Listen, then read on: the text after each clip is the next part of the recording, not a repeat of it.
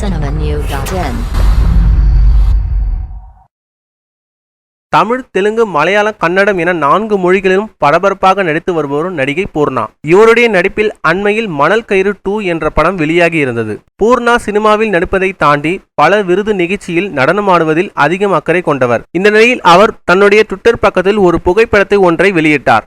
அதோடு பாலிவுட்டின் ஹிட் படமான DDLI படத்தின் ஒரு பாடலை டப்மேஷ் செய்து தனது ட்விட்டரில் பதிவேற்றியுள்ளார். இன்றைக்கு நான் பைத்தியம் ஆகிவிட்டேன் என பதிவு செய்துள்ளார். இவருடைய இந்த சுட்டித்தனமான வீடியோவை ரசிகர்களிடம் அதிகம் பரவி வருகிறது. மேலும் சினிமா செய்திகளை தொடர்பு கொள்ள லைக் மற்றும் சப்ஸ்கிரைப் செய்யவும்.